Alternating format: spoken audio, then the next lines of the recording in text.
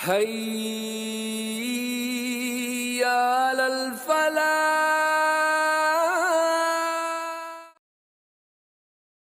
الله كفى وسلام على عباده الذين اصطفى أما بعد. قال الله تعالى: أعوذ بالله من الشيطان الرجيم. بسم الله الرحمن الرحيم. لقد نصركم الله في مواطن كثيرة ويوم حنين إذ أعجبتكم كثرتكم فلم تغن عنكم شيئا وضاقت عليكم الأرض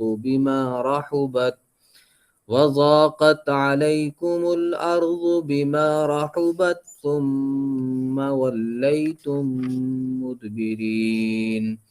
ثم أنزل الله سكينته على رسوله وعلى المؤمنين وأنزل جنودا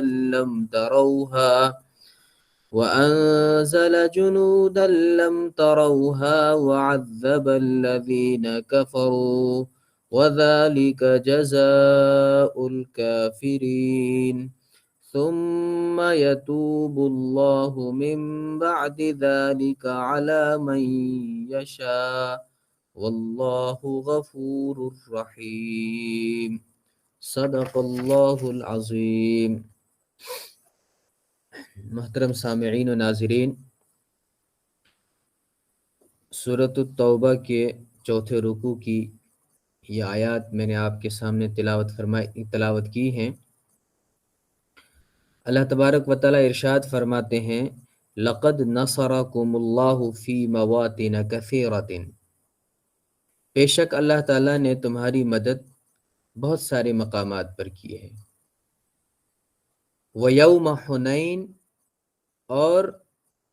جنگ حنین کے موقع پر بھی تمہاری مدد کی ہے۔ خصوصیت کے ساتھ جنگ حنین کا تذکرہ ہے۔ اور سورۃ توبہ کا مطالعہ جب ہم نے شروع کیا ہے تو یہ بات قدر تفصیل کے ساتھ آ چکی ہے کہ سورۃ توبہ کی جو یہ شروع کی آیات ہیں یہ فتح مکہ کے بعد نازل ہوئی ہیں، اور فتح مکہ کا جو واقعہ پیش آیا ہے وہ سن 8 ہجری میں پیش آیا ہے، اور اس کے بعد حضرت ابوبکر صدیق رضی اللہ تعالی عنہ کی قیادت میں سن 9 ہجری میں مسلمانوں نے حج کا فریضہ انجام دیا، اور اس موقع پر سورۃ التوبہ کی ابتدائی آیات نازل ہوئی ہیں، جن میں سے یہ والی آیات بھی شامل ہیں جو آج ہمارے مطالعے میں ہیں۔ اللہ تبارک و تعالیٰ کہتے ہیں کہ اللہ نے مسلمانوں کی بہت سارے مواقع پر مدد کی ہے، اور اس کی ایک پوری تاریخ ہے جس کو ہم اگر غزوہ بدر سے لے کر فتح مکہ تک جو سیرت کی کتابوں میں اور احادیث کی کتابوں میں جو تفصیلات ہیں اس کو اگر ہم اپنے سامنے رکھیں تو یہ بہت اچھے طریقے سے ہمارے سامنے واضح ہو جاتا ہے کہ کن مشکل حالات میں اور کن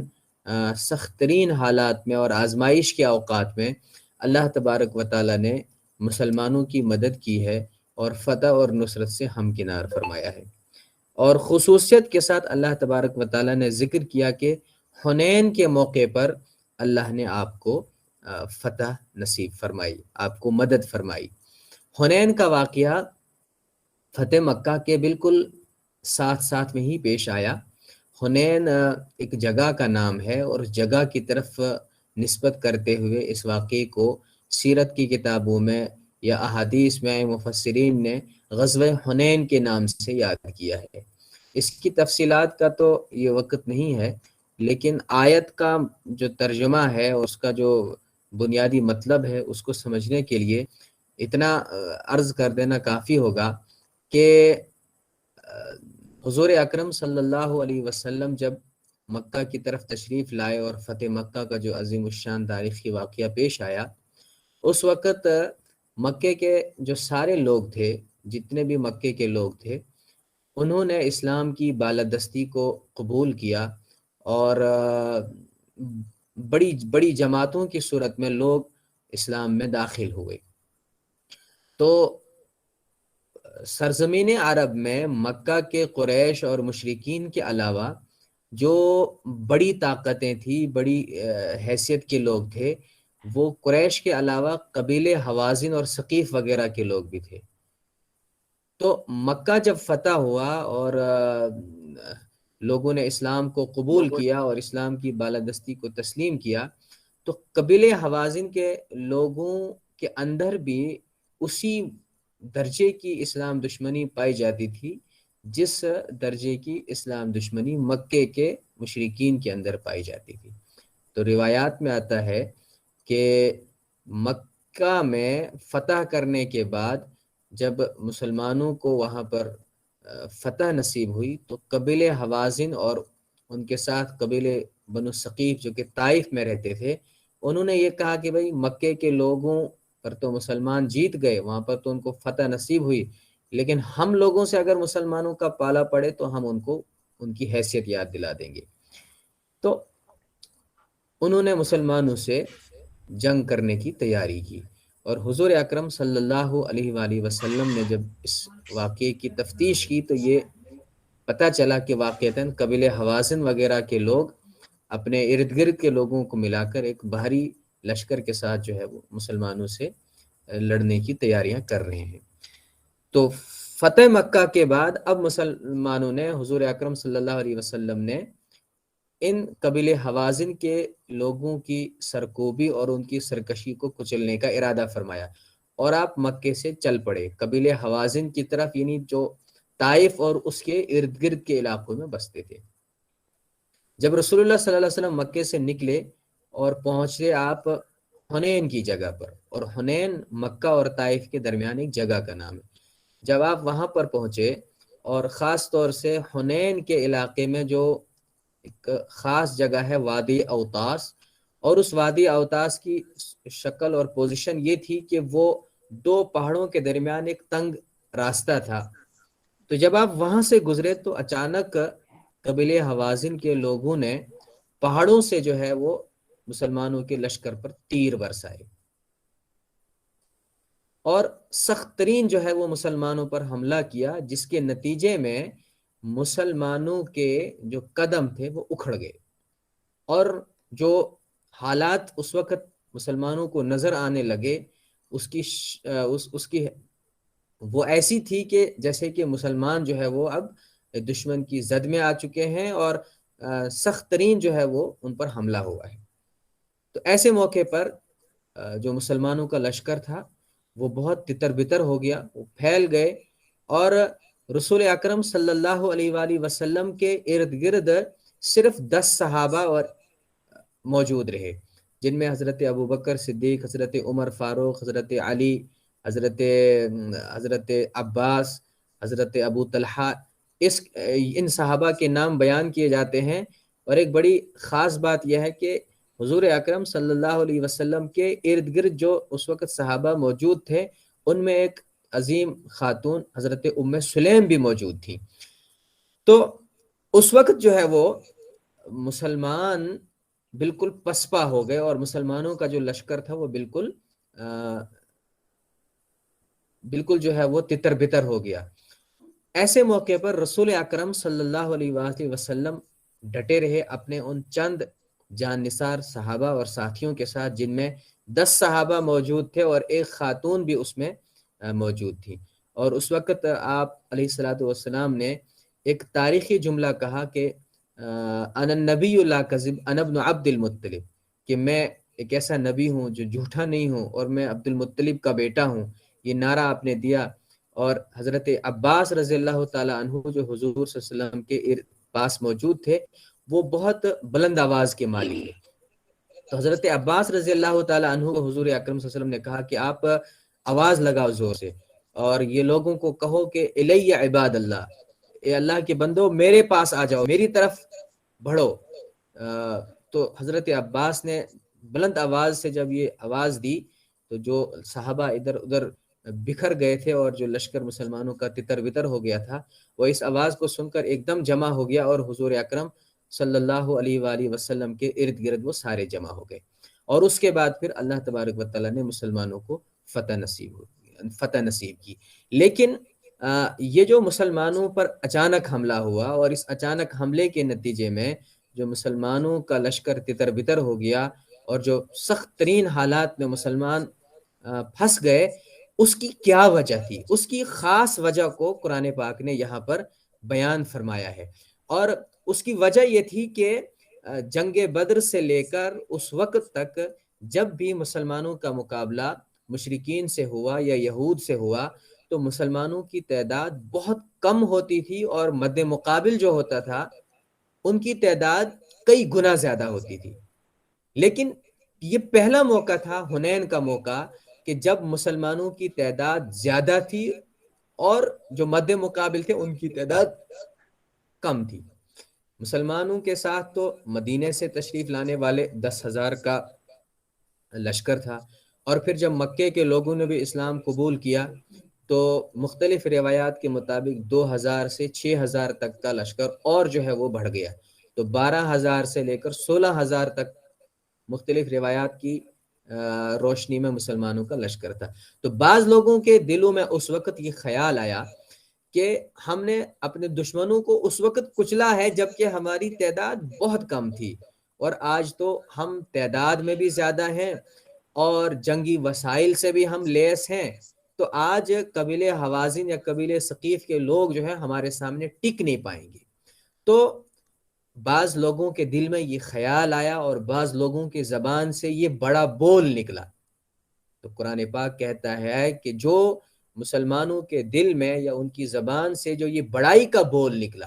یہ اللہ تبارک و تعالیٰ کو ناپسند ہوا، اور اس کی پاداش میں جو مسلمان اول میں یعنی شروع میں دشمن کے حملے سے دوچار ہوئے اور ان کا لشکر بکھر گیا اور ناکامی کے اثرات نظر آنے لگے، اس کی وجہ یہ تھی کہ جو مسلمانوں کے دل میں یا مسلمانوں کی زبان سے جو بڑا بول نکلا، اور ان کو جو اپنی تعداد پر اور اپنے ساز و سامان کی سے لیس ہونے پر جو احساس برتری ان کے اندر پیدا ہوا، یہ چیز اللہ تعالیٰ کو ناپسند آئی، اور اس کے بعد پھر اللہ تبارک و تعالیٰ نے ان کو فتح اور کامیابی نصیب فرمائی۔ تو اللہ تعالیٰ فرماتے ہیں وَيَوْمَ حُنَيْن، تعالیٰ نے حنین کے دن بھی تمہاری مدد فرمائی، اذ اعجبتکم کثرتکم، جبکہ تمہاری کثرت نے تم کو تکبر میں مبتلا کیا تھا۔ عجب کا مطلب ہوتا ہے نفس کا بڑا پن ہونا، نفس کے اندر بڑائی کا احساس پیدا ہونا۔ تو اذ اعجبتکم کثرتکم، جب تمہاری کثرت نے تمہارے اندر عجب یا بڑائی کا احساس پیدا کر دیا، فلم تغنی عنکم شیئا، لیکن اس کثرت نے یعنی تعداد کی کثرت نے یا سامان اور سامان حرب و ضرب جو آلات جو جنگی سامان تھا اس کی موجودگی یا اس کی فراہمی کا جو احساس تمہارے اندر تھا اس نے تم کو کوئی فائدہ نہیں دیا۔ وَضَاقَتْ عَلَيْكُمُ الْأَرْضُ بِمَا رَحُبَتْ، اور باوجود یہ کہ اللہ کی زمین بڑی کشادہ ہے، لیکن وادی اوتاس کے اندر حنین کے مقام پر وہ زمین تمہارے لیے تنگ ہو گئی، ثم ولیتم مدبرین، اور پھر تمہیں پیٹھ پھیر کر اس جگہ سے بھاگنا پڑا۔ لیکن اللہ نے مدد اس طریقے سے کی کہ ثم انزل اللہ سکینتہ علی رسولہ وعلی المؤمنین، اللہ تعالیٰ نے سکینت نازل کی اپنے رسول پر اور مومنین پر۔ یعنی اللہ تبارک و تعالیٰ پر بھروسہ اہل ایمان کی جو ہے وہ اولین ترجیح ہونی چاہیے، اور غزوہ حنین کے اس واقعے کو بیان کرنے سے سارے مسلمانوں کے لیے یہ ایک بنیادی ہدایت ہے کہ یہ دنیا دار الاسباب ہے، اور اس دنیا میں ہم نے اسباب کو اختیار کرتے ہوئے اپنی زندگیوں کو گزارنا ہے، اور اللہ تعالیٰ کا حکم ہے کہ ہم اسباب کو اختیار کریں۔ لیکن اہل ایمان کی شان کسی بھی صورت میں یہ نہیں ہونی چاہیے کہ وہ اسباب پر بھروسہ کریں اور اللہ تعالیٰ کی طاقت اور قدرت اور اس کے اللہ تعالیٰ کے ساتھ کو وہ کبھی بھی فراموش کریں۔ تو اللہ تبارک و تعالیٰ نے غزوہ حنین کے اس واقعے سے بھی اسی چیز کا سبق دیا کہ باوجود یہ کہ مسلمانوں کے پاس افرادی قوت بھی تھی، باوجود یہ کہ مسلمانوں کے پاس جو ساز و سامان تھا وہ بھی موجود تھا، اور ان کو اس بات کا گمان گزرا کہ آج جو ہے ہم ظاہری طاقت سے لیس ہیں، اور آج جو ہے دشمن کے مقابلے میں ہم سرخرو اور سربلند رہیں گے، تو اللہ تبارک و تعالیٰ نے اپنی مدد کا ہاتھ تھوڑے دیر کے لیے ہٹا دیا، اور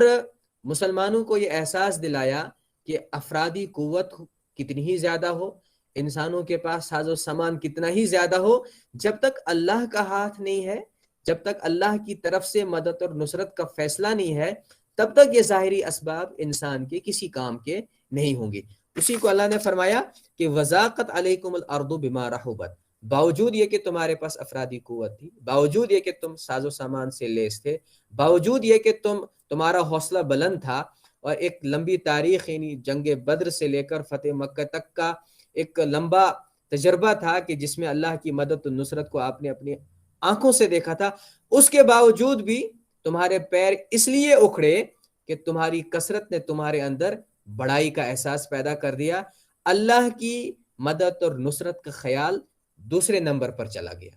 لیکن جب مسلمانوں کو اپنی اس غلطی کا احساس ہوا تو اللہ تبارک و تعالیٰ نے اپنی مدد اور نصرت ویسے ہی کی جیسے کہ اللہ نے اس سے پہلے کی، اور اس کا ہی ذکر اللہ تعالیٰ یہاں پر خصوصیت کے ساتھ کر رہے ہیں کہ اللہ تعالیٰ نے اپنے رسول پر بھی سکینت نازل کی، اہل ایمان پر بھی سکینت نازل کی۔ تو جو میں نے عرض کیا کہ جب رسول اکرم صلی اللہ علیہ وسلم نے وہ نعرہ دلوایا کہ انا نبی لا کذب، انا ابن عبد المطلب، اور حضرت عباس رضی اللہ تعالیٰ عنہ کے ذریعے سے یہ اعلان کروایا کہ الی عباد اللہ، اے اللہ کے بندو میری طرف پلٹو، تو خود حضور اکرم صلی اللہ علیہ وسلم کو اطمینان تھا اللہ تعالیٰ کی مدد و نصرت پر، اور آپ کو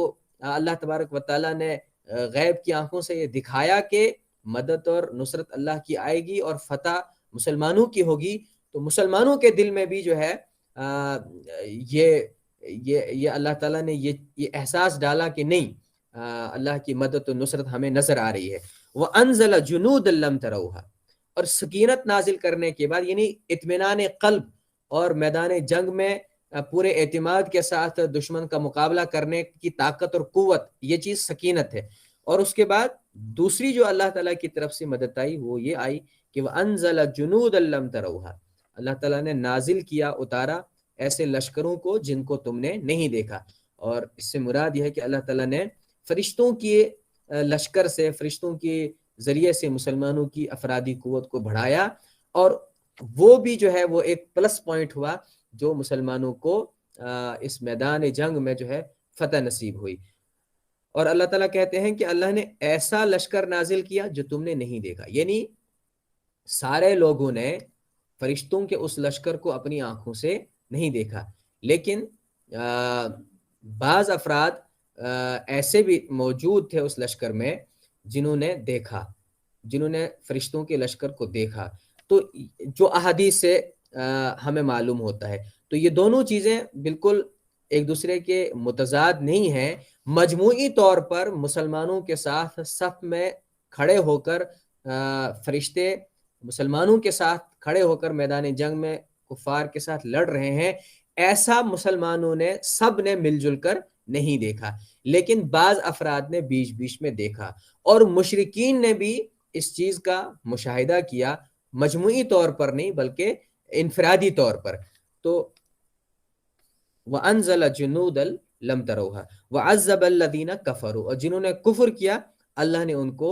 عذاب سے دوچار کیا، اور عذاب سے دوچار یعنی ان کو شکست سے دوچار کیا، اور وہ ناکام اور نامراد ہو کر میدان جنگ سے بھاگے۔ وَذَلِكَ جَزَاءُ الْكَافِرِينَ، اور یہی کافروں کا بدلہ اور جزا تھا۔ تو جو جنگ حنین کے تعلق سے جو تفصیلات سیرت کی کتابوں میں خصوصیت کے ساتھ بیان کی گئی ہیں، ان کو جب ہم پڑھتے ہیں تو پہلے تو مسلمانوں کو ان کے پیر ڈگمگائے، اور اس کی وجہ قرآن پاک نے یہ بتائی کہ مسلمانوں کو بھروسہ تھوڑا، سارے مسلمانوں کو نہیں، چند ان میں سے کچھ مسلمانوں کو اپنے ساز و سامان اور افرادی قوت کو دیکھتے ہوئے اپنے اندر بڑائی کا احساس پیدا ہوا تھا۔ تو اس بڑائی کے احساس کو اللہ تبارک و تعالیٰ نے ختم کرایا اس طریقے سے کہ اول وہلہ میں وہ مشرکین کے اور کفار کے حملے ان کے حملے کی زد میں آئے اور ان کے پیر اکھڑ گئے، اس کے بعد اللہ تبارک و تعالیٰ نے جب فتح و نصرت کی تو وہ سب میدان سے بھاگے اور مال غنیمت کا بہت وافر مقدار کا جو ہے وہ سامان چھوڑ کر گئے، جس میں جو ہے وہ یعنی قیدی بھی موجود تھے اور ساز و سامان بھی موجود تھا۔ اور اس کے بعد اگلی آیت میں اللہ تبارک و تعالیٰ کہتے ہیں ثم یتوب اللہ من بعد ذلک علی من یشاء، پھر اس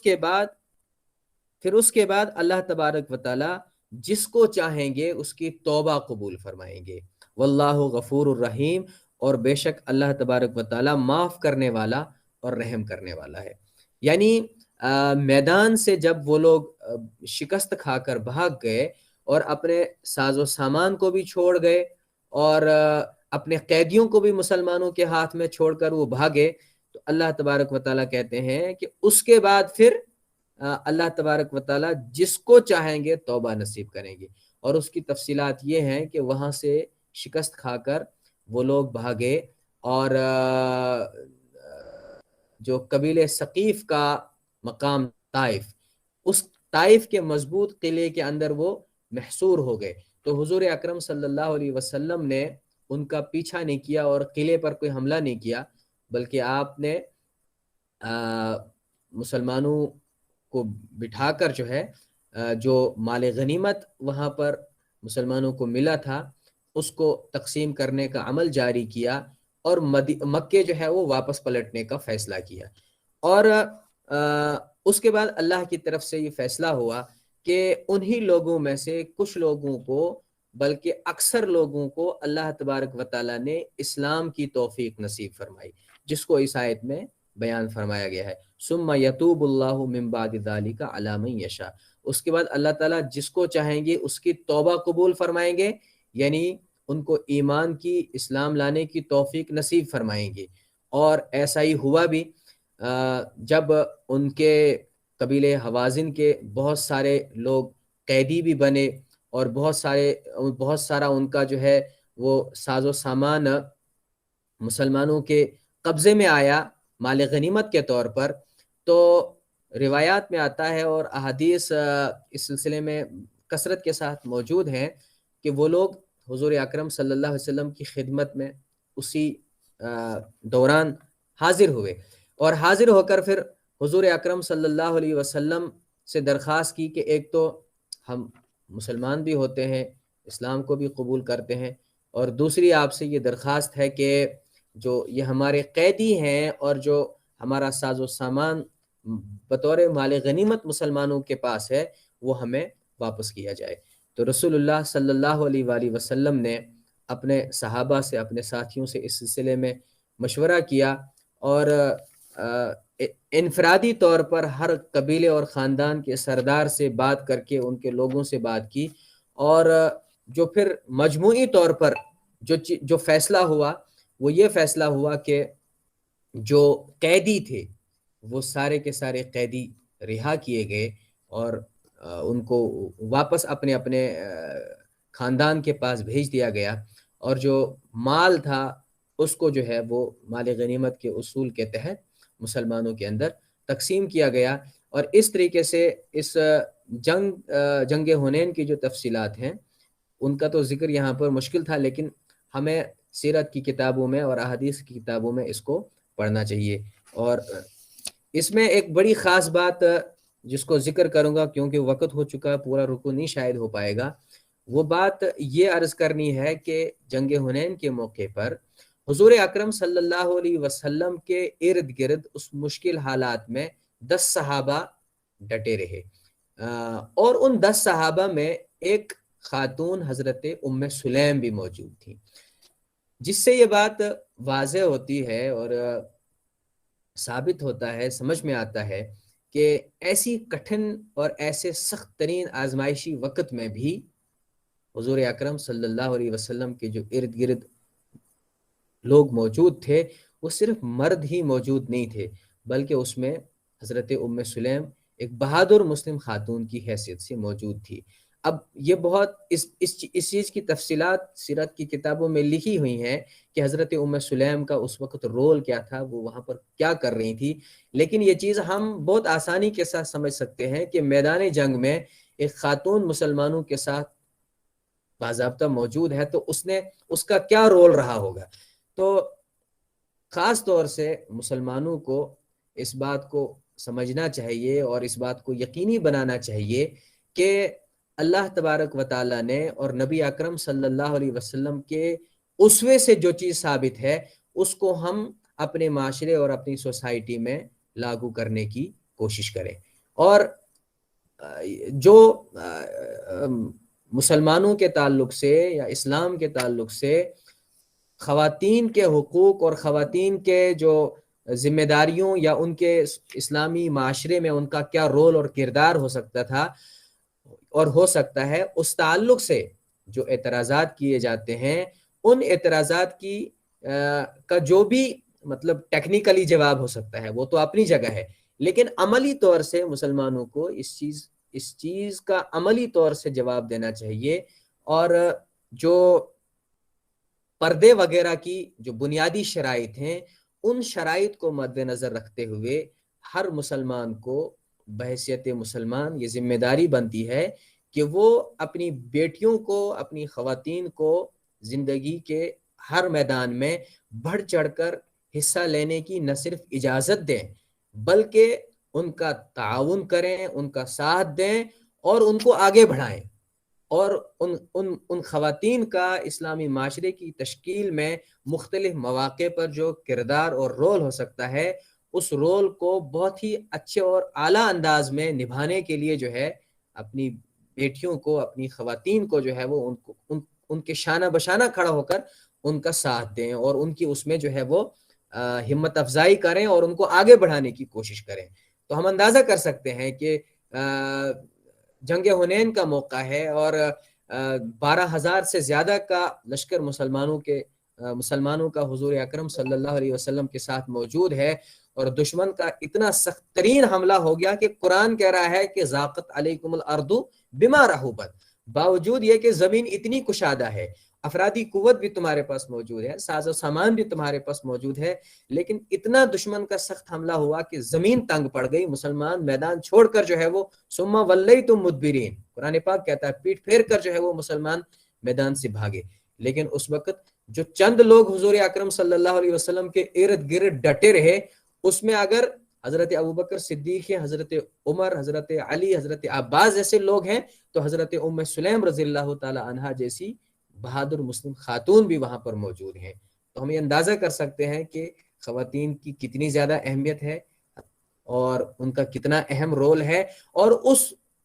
اس کو کنٹینیو کرنے کے لیے، خواتین کے اس رول کو کنٹینیو کرنے کے لیے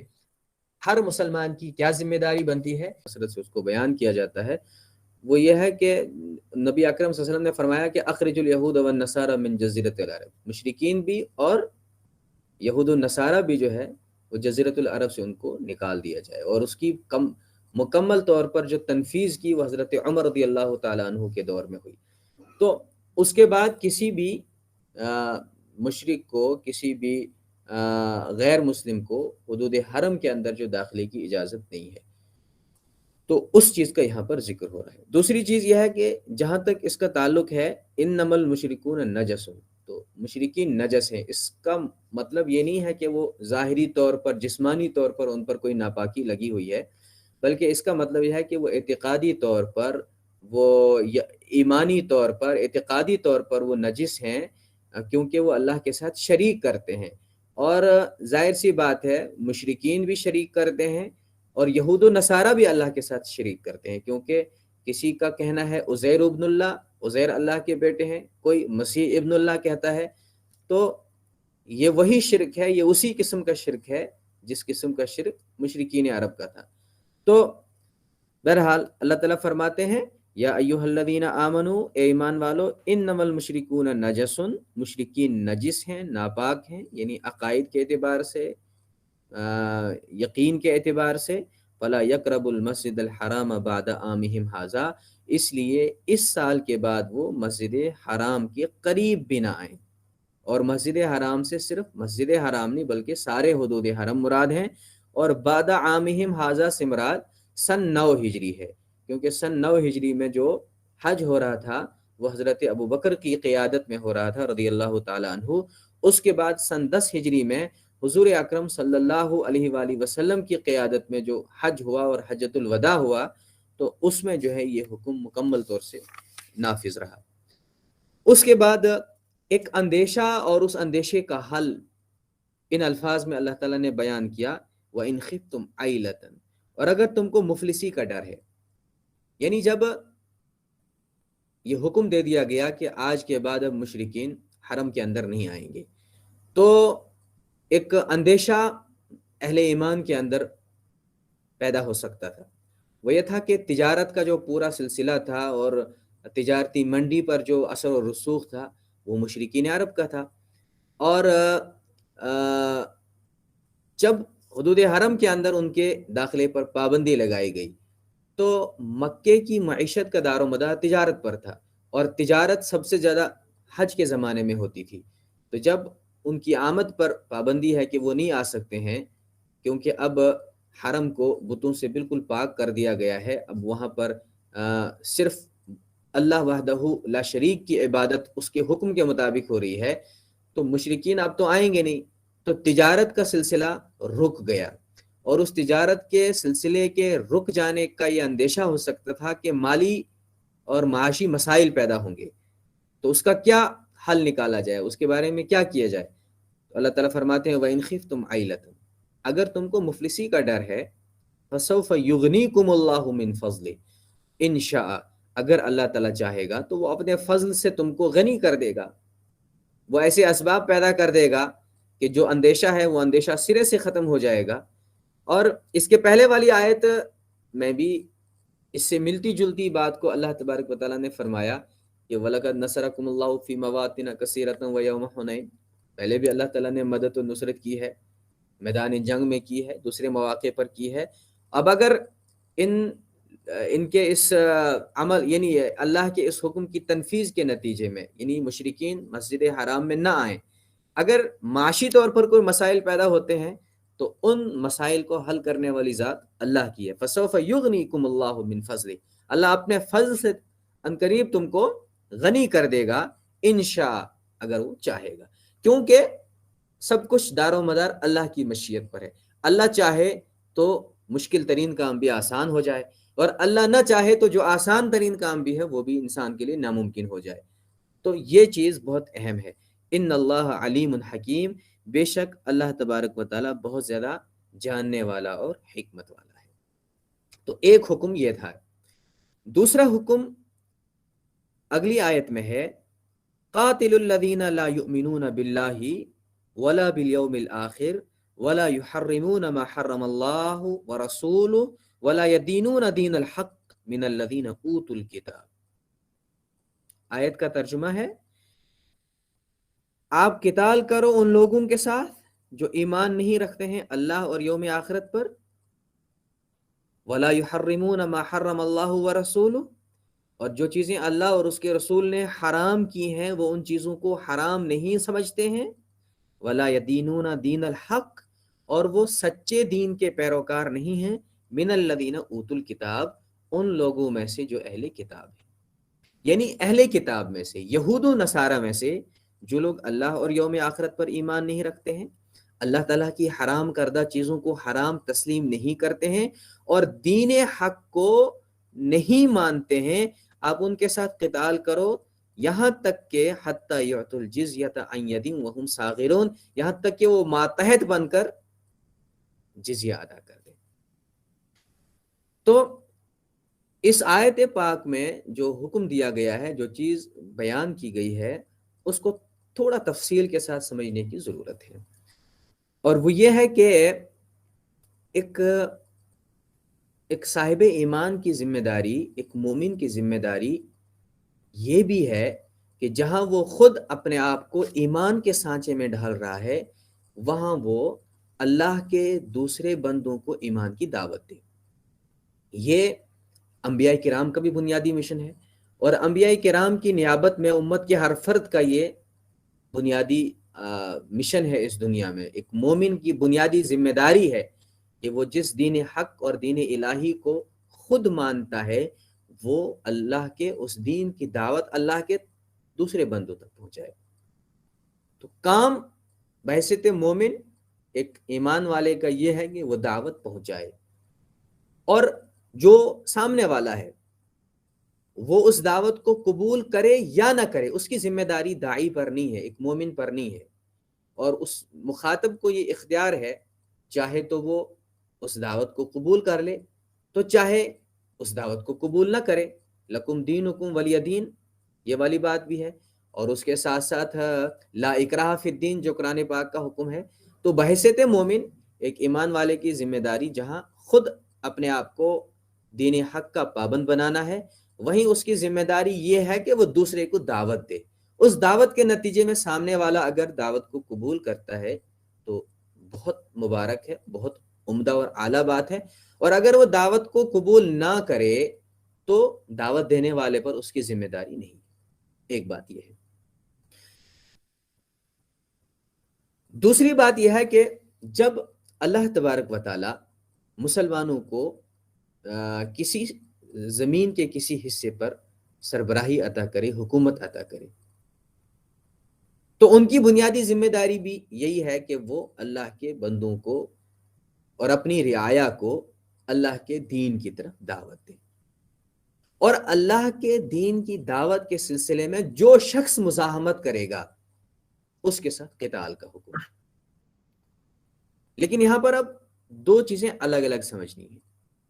اس سلسلے میں جزیرۃ العرب کا اور باقی دنیا کا جو حکم ہے وہ الگ الگ ہے۔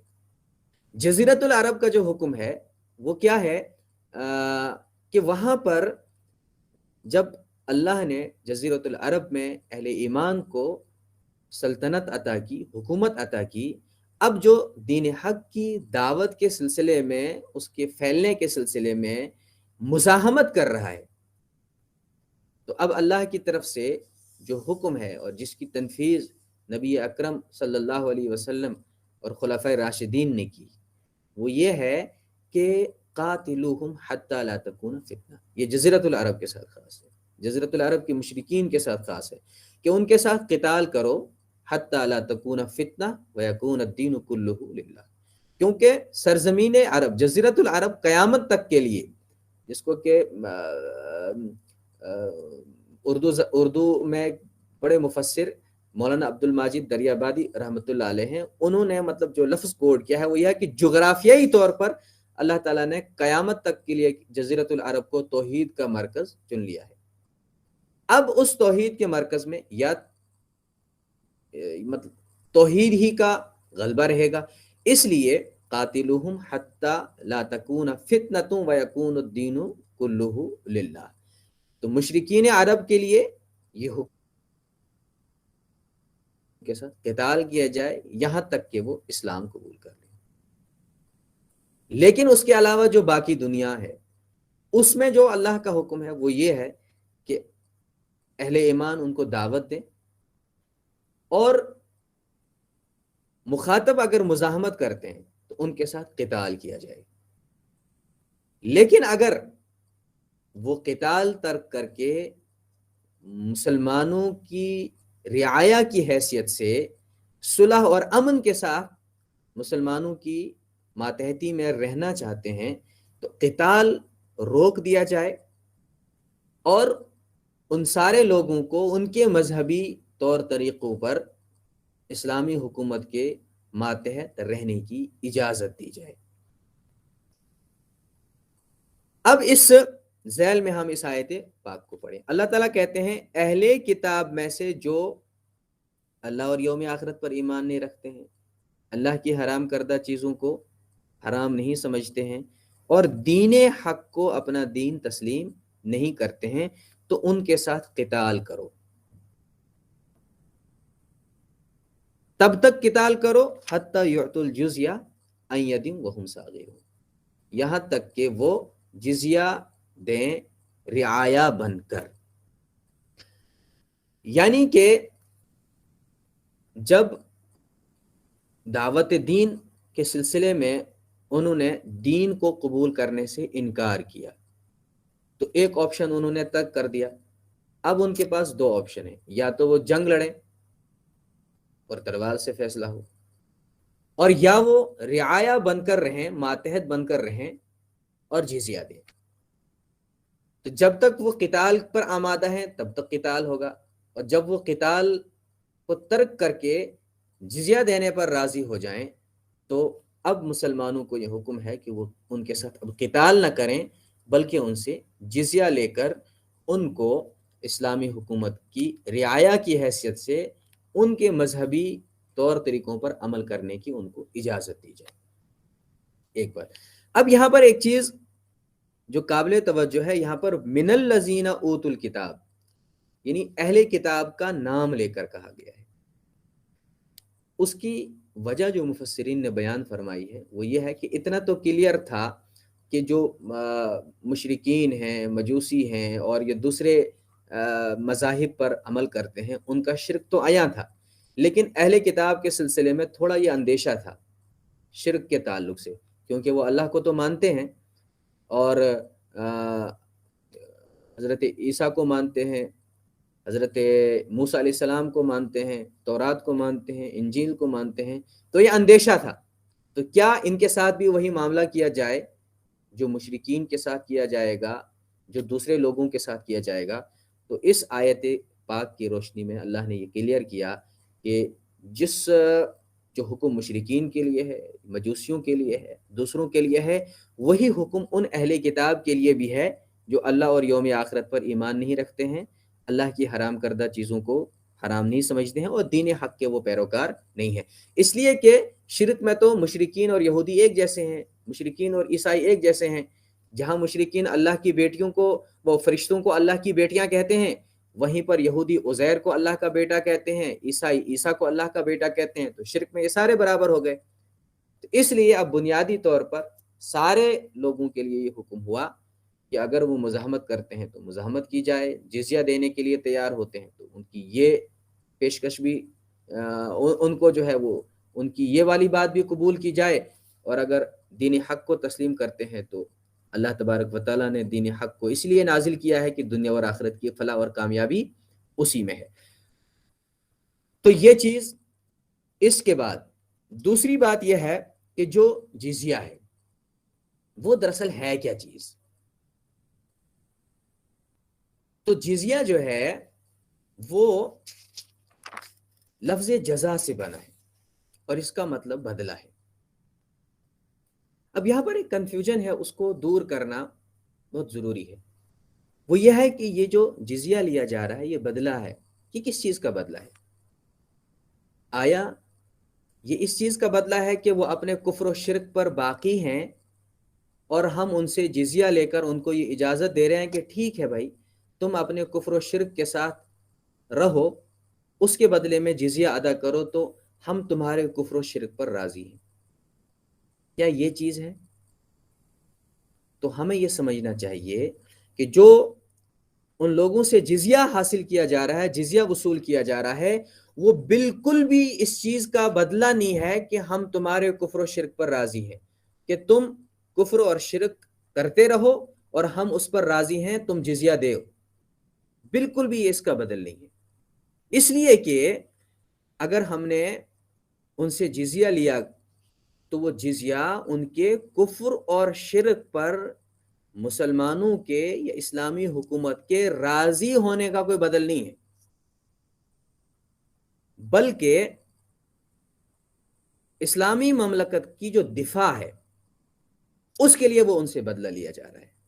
اس کو تھوڑا اور آسان کر کے یوں سمجھیں کہ اگر کسی موقع پر اسلامی مملکت پر کوئی حالات بناتے ہیں تو اسلامی مملکت کا ہر پیروکار ایک سپاہی بن کر اس کا دفاع کرے گا، اور وہ دشمن سے لڑے گا، اور دشمن سے لڑ کر وہ قوم و ملت کی حفاظت بھی کرے گا، ملک کا دفاع بھی کرے گا۔ ایسے موقع پر جو غیر مسلم اس اسلامی سلطنت کا ایک رعایا کی حیثیت سے وہاں پر ہے، تو اس کی ذمہ داری نہیں ہے کہ وہ ملکی دفاع میں مسلمانوں کے ساتھ کھڑا ہو کر وہ دشمن کے ساتھ لڑے، بلکہ ملکی دفاع اور دشمن کے ساتھ لڑنے کی جو ذمہ داری ہے یہ مسلمانوں کی ہے۔ وہ جو غیر مسلم ان کی سلطنت میں رہ رہے ہیں وہ اس سے مستثنا ہے، اور چونکہ ایک مسلمان کی حیثیت سے مسلمان اپنا مال پیش کر رہا ہے، وہ زکوٰۃ کی صورت میں پیش کر رہا ہے، وہ صدقات کی صورت میں پیش کر رہا ہے، وہ دوسری صورتوں میں پیش کر رہا ہے، اور خود اپنے آپ کو پیش کر رہا ہے ملک کی دفاع میں، اور مسلمان اپنی مسلمان رعایا کی بھی حفاظت کی ذمہ داری لے رہا ہے، اور جو غیر مسلم رعایا ہے ان کی بھی حفاظت کی ذمہ داری لے رہا ہے۔ تو جو غیر مسلم رعایا ہے وہ ملکی دفاع میں مسلمانوں کے ساتھ نہیں ہے، اس لیے ملکی دفاع میں ان کی طرف سے جو چیز وصول کی جائے گی وہ جزیہ وصول کیا جائے گا، اور یاد رکھنا چاہیے کہ جزیہ صرف ان لوگوں کی طرف سے لیا جائے گا جو کہ مرد حضرات ہیں اور بالغ ہیں، اور یہ شریعت کا حکم ہے کہ جزیہ اسلامی حکومت میں کسی بچے سے نہیں لیا جائے گا، کسی عورت سے نہیں لیا جائے گا، کسی بھی غیر مسلم بچے سے، کسی بھی غیر مسلم عورت سے، کسی بھی غیر مسلم بوڑھے بزرگ سے جو جنگ کے قابل نہ ہو، اور کسی بھی غیر مسلم ایسے مذہبی آدمی سے، مثلا کسی پجاری سے، کسی پروہت سے جو کسی اپنی مذہبی عبادت گاہ میں عبادت میں مشغول ہو، ایسے لوگوں سے بھی جزیہ نہیں لیا جائے گا۔ جزیہ صرف ان لوگوں سے لیا جائے گا جو جنگ کے قابل ہیں۔ تو یہیں سے یہ بات کلیئر ہو گئی کہ اگر جزیہ اس لیے لیا گیا کہ ہم غیر مسلموں کے کفر و شرک پر راضی ہیں، تو وہ سارے غیر مسلموں سے لیا جاتا، وہ مردوں سے بھی لیا جاتا، وہ عورتوں سے بھی لیا جاتا، وہ بچوں سے بھی لیا جاتا، وہ بوڑھوں سے بھی لیا جاتا، وہ مذہبی عبادتوں میں رسومات میں جو لوگ پنڈتوں اور پروہتوں کی شکل میں ہیں ان سے بھی لیا جاتا، حالانکہ ان سے نہیں لیا جاتا، صرف ان سے لیا جاتا ہے جو مرد حضرات جنگ کی قابل ہیں، ان سے لیا جاتا ہے۔ تو اس لیے جو جزیہ ہے وہ کفر و شرک پر راضی ہونے کا بدل نہیں ہے، بلکہ وہ ملکی دفاع میں چونکہ ان کی خدمات نہیں لی جا رہی ہیں، ان کو مستثنی کیا جا رہا ہے، بحیثیت سپاہی بھی ان کو ہم شریک نہیں کر رہے ہیں، اور ان سے اور کوئی زبردستی مالی معاونت بھی نہیں ہم لے رہے ہیں۔ تو اس کی وجہ سے کہ پوری اسلامی سلطنت جیسے اپنی مسلم رعایا کی حفاظت کرتی ہے ویسے ہی وہ اپنی غیر مسلم رعایا کی حفاظت بھی کرتی ہے، اس کے لیے جو غیر مسلم رعایا کے مرد حضرات سے جزیہ لیا جاتا ہے۔ تیسری چیز جو آخری بات میں عرض کروں اس تعلق سے وہ یہ ہے کہ جزیہ لیا کتنا جاتا ہے، کیا وہ کوئی بہت بڑا مالی تاوان ہے، کوئی بہت بڑی تعداد میں وہ وصول کیا جاتا ہے؟ تو جب ہم سیرت کی کتابیں پڑھتے ہیں تو بڑی خوشگوار حیرت ہوتی ہے کہ جو جزیے کی مقدار ہے وہ انتہائی قلیل ہے۔ مثلا حضرت عمر رضی اللہ تعالیٰ عنہ نے جو جزیہ متعین کیا تھا، اس جزیے میں حضرت عمر رضی اللہ تعالیٰ عنہ نے 3 کیٹیگری بنائی، کیونکہ غیر مسلم رعایا میں سارے لوگوں کی مالی حالت تو ایک جیسی نہیں ہے، تو حضرت عمر رضی اللہ تعالیٰ عنہ نے 3 کیٹیگری بنائی: کمزور لوگ، درمیانی لوگ اور اعلیٰ سطح کے لوگ۔ تو جو اعلیٰ سطح کے لوگ تھے جن کی مالی حالت بہت مضبوط تھی، ان لوگوں سے سالانہ جو جزیہ لیا جاتا تھا وہ 48 درہم تھا، اور جو متوسط درجے کے لوگ تھے ان سے جو جزیہ لیا جاتا تھا وہ سالانہ 24 درہم تھے، اور جو کمزور مسلمان ہیں مسلم حکومت میں کمزور غیر مسلم رعایا جو ہیں جو مالی طور پر کمزور تھے، ان سے حضرت عمر رضی اللہ تعالیٰ عنہ سالانہ صرف 12 درہم جو ہے وہ جزیہ لیا کرتے تھے۔ تو یہ بہت چھوٹی سی، بہت معمولی سی جو ہے وہ مقدار تھی جو جزیے کی لی جاتی ہے۔ اور ایک کوٹیشن میرے سامنے ہے، ایک کتاب اسلامی معاشیات کے نام سے جو ہے لکھی ہے، بہت ہی ہندوستان کے بہت ہی بلند پایہ عالم ہیں مولانا مناظر احسن گیلانی رحمۃ اللہ علیہ، انہوں نے کتاب لکھی ہے اسلامی معاشیات، تو جہاں پر انہوں نے تفصیلات اس تعلق سے لکھی ہیں، ایک کوٹیشن میں ان کی سنا کر بات ختم کرتا ہوں۔ وہ فرماتے ہیں کہ جزیے کی شرح 12 درہم سالانہ سے لے کر 48 درہم سالانہ تک ہے. جو میں نے عرض کیا کہ حضرت عمر رضی اللہ تعالیٰ عنہ نے جو جزیہ لیا وہ اس میں انہوں نے 3 کیٹیگری کی: متوسط درجے کے لوگ،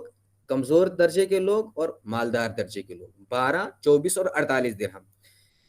اس کے بعد مولانا مناظر احسن گیلانی رحمۃ اللہ علیہ لکھتے ہیں کہ جزیے کی شرح 12 درہم سالانہ سے لے کر 48 درہم سالانہ تک ہے. عورت، بچے، بیمار، معذور، بوڑھے، بے روزگار اور مذہبی طبقہ مثلا پادری اور جوگی، غلام وغیرہ سب اس جزیے سے مستثنی ہیں. صرف کاروباری آدمیوں پر یہ لگایا جاتا ہے، وہ بھی اگر صلحی جزیہ ہو تو اس کی مقدار متعین نہیں ہے، ورنہ یوں معمولاً عمرہ سے تقریباً 1 روپیہ ماہوار یعنی 12 روپیہ سالانہ، متوسط طبقے سے 8 آنے ماہوار یعنی 6 روپیہ سالانہ، ادنا طبقے سے 4 آنے ماہوار یعنی 3 روپیہ سالانہ، اور درمیانے سال میں اگر کوئی مر جاتا تو اس سے جزیہ ساقط ہو جاتا. تو اس سے جو ہے یہ بھی چیز کلیئر ہو گئی کہ جو جزیہ وصول کیا جا رہا ہے اس کی مقدار بہت کم ہے، اور وہ صرف اور صرف اس احساس کو دلانے کے لیے ہے کہ ہم مسلمانوں کی سلطنت میں ایک غیر مسلم رعایا کی حیثیت سے رہ رہے ہیں، اور یہی مطلب ہے اس کا حتی یؤتوا الجزیۃ عن ید وہم صاغرون. تو یہ بات کلیئر ہو گئی کہ جو جزیرۃ العرب کے اندر کا حکم ہے وہاں پر تو یہ حکم ہے کہ یا تو آپ اسلام کو قبول کریں ورنہ تلوار فیصلہ کرے گی. لیکن وہاں کے باہر کی جتنی بھی دنیا ہے وہاں پر یہ ہے کہ یا تو اسلام کی آپ دعوت قبول کریں، اگر آپ اسلام کی دعوت کو قبول نہیں کرنا چاہتے ہیں تو آپ اسلام کی بالادستی کو تسلیم کرتے ہوئے رعایا بن کر رہیں اور جزیہ دے کر رہیں، اور کسی بھی قسم کا فتنہ اور فساد اسلامی سلطنت کو بگاڑنے کے سلسلے میں نہ کریں، اور اپنے مذہبی احکامات پر مکمل طور پر عمل کریں. دیکھیں نا، مطلب ایک بات کتنی مطلب اہمیت کی ہے کہ ان لوگوں سے جزیہ لیا گیا، زکوٰۃ نہیں لی گئی. اہل ایمان سے زکوٰۃ لی گئی، اور زکوٰۃ کے علاوہ ضرورت پڑی تو صدقات نافلہ بھی لیے گئے. لیکن غیر مسلم رعایا سے زکوٰۃ نہیں لی گئی. کیوں؟ اس لیے کہ اگر زکوٰۃ لی گئی تو یہ ایک طریقے سے ان کی مذہبی آزادی کو چھیننے کے مترادف تھا. تو زکوٰۃ کا حکم ان کے لیے نہیں ہے، ان کے لیے جزیہ متعین کیا گیا، اور اس جزیے میں بھی مردوں کو صرف رکھا گیا، عورتوں کو، بچوں کو، معذوروں کو، بوڑھوں کو، سب کو اس سے مستثنی کیا گیا. اور صرف جو جنگ کے قابل لوگ ہیں اور جن کا ہاتھ چل رہا ہے، جو تنگ دست نہیں ہیں، ان سے جزیہ وصول کیا جا رہا ہے معمولی سی مقدار میں. تو بہرحال اس آیت پاک میں جو چیز بیان کرے ایک بار ہم اس کا پھر ترجمہ کر لیتے ہیں. وَقَاتِلُوا الَّذِينَ لَا يُؤْمِنُونَ بِاللَّهِ وَلَا بِالْيَوْمِ الْآخِرِ، آپ قتال کرو ان لوگوں کے ساتھ جو ایمان نہیں رکھتے ہیں اللہ اور اس کے اور یوم آخرت پر. وَلَا يُحَرِّمُونَ مَا حَرَّمَ اللَّهُ وَرَسُولُهُ، اور جو اللہ اور اس کے رسول نے حرام قرار دیا ہے وہ اس کو حرام نہیں سمجھتے ہیں. وَلَا يَدِينُونَ دِينَ الْحَقِّ، اور وہ دین حق کو تسلیم نہیں کرتے ہیں. مِنَ الَّذِينَ أُوتُوا الْكِتَابَ، اہل کتاب میں سے، چونکہ اہل کتاب توحید کے زیادہ قریب تھے، تو ان لوگوں کے لیے جب یہ حکم ہے تو بدرجہ اولا دوسرے لوگوں کے لیے بھی ہے، اور احادیث جو ہے وہ اس کی حق میں کثیر تعداد میں موجود ہیں. حتی یعطوا الجزیۃ عن ید وہم صاغرون، یہاں تک کہ وہ جزیہ اپنے ہاتھ سے دیں، ماتحت بن کر، رعایا بن کر. وہم صاغرون کا مطلب یہ ہے کہ وہ ماتحت اور رعایا بن کر جزیہ ادا کریں. اللہ تبارک و تعالی ہم سب کو کہنے سننے سے زیادہ عمل کرنے کی توفیق نصیب فرمائے. وما توفیقی الا باللہ، وآخر دعوانا ان الحمد للہ رب العالمین. اللہ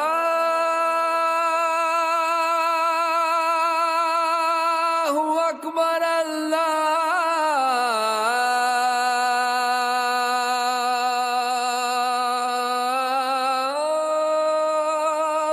اکبر.